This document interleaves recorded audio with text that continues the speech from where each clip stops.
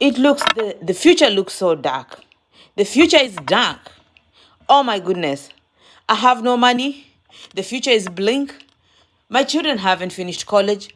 They'll not have done college before I retire. Oh my goodness. What am I gonna do? Somebody help me. What am I gonna do? I have no money in the bank. What can I do? Just watch this.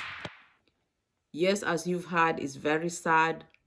If you have no money in your account at an older age, it's very sad. I'm not talking about millions of dollars. I'm just talking any amount that you can rely on when you're older. So you can begin all this by your child.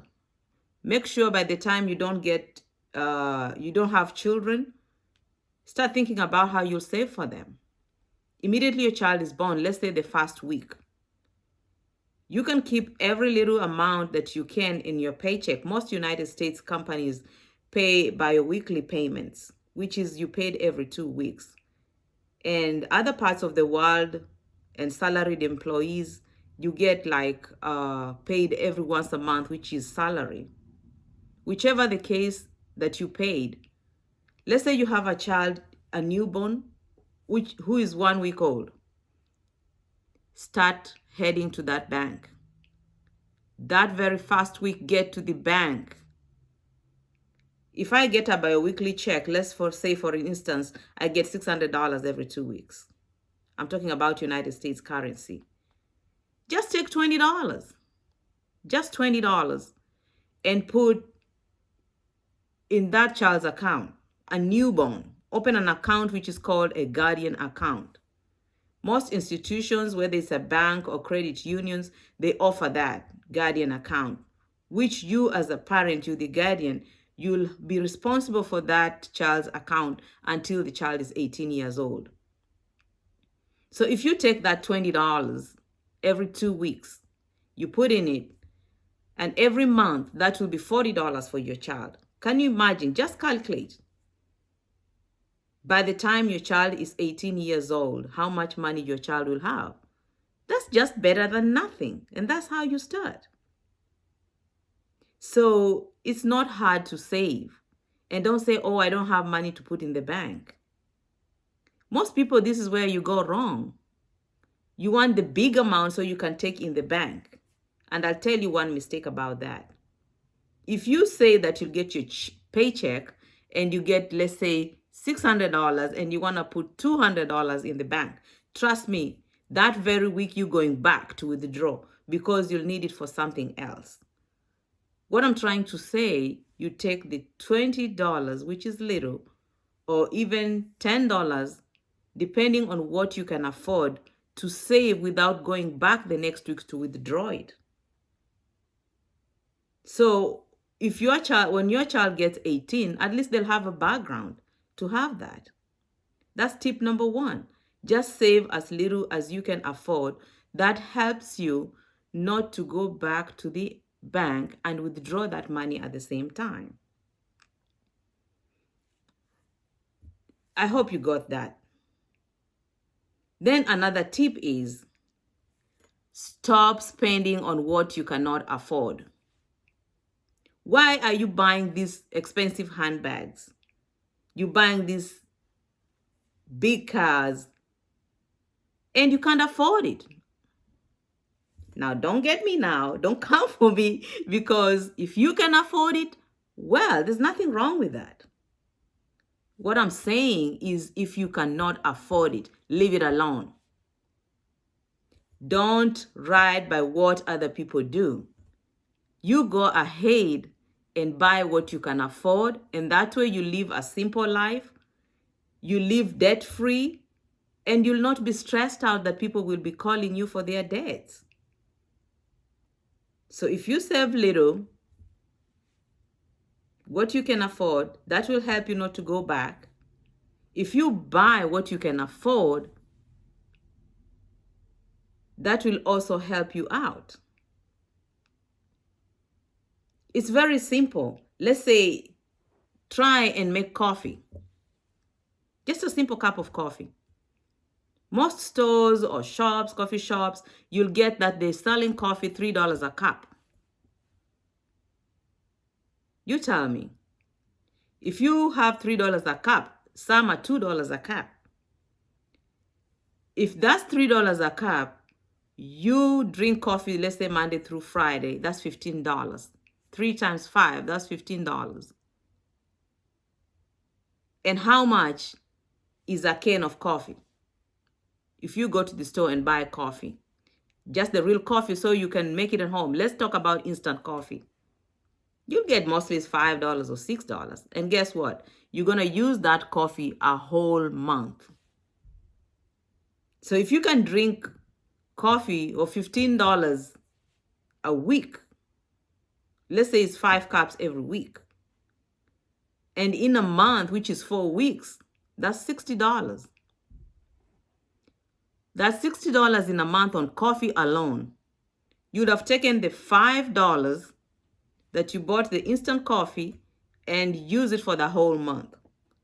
So I use $5 and you use $60 on the same thing, which leaves you with $55, which was supposed to be in your bank account. I know it's hard. People say it's for convenience. Well, if you can afford it, what I'm saying is if you cannot afford it, drop in the comments down below. Let me hear what you have to say, because I know you're about to tell me, hey, I don't have time to make coffee. That's fine. If you can afford it, good for you. I'm talking for the people who cannot afford it. It's very simple. A name brand. You want to buy an egg name brand for real? An egg is an egg. I know you want to buy name brand stuff. There's nothing wrong with name brand stuff. The egg is an egg. It tastes the same. Why are you going to pay a dozen of eggs $3 when there's a dozen of eggs for 99 cents? And you talk about name brand. All eggs have a yellow yolk. I know you'll be coming for me hard in these comments. That's okay.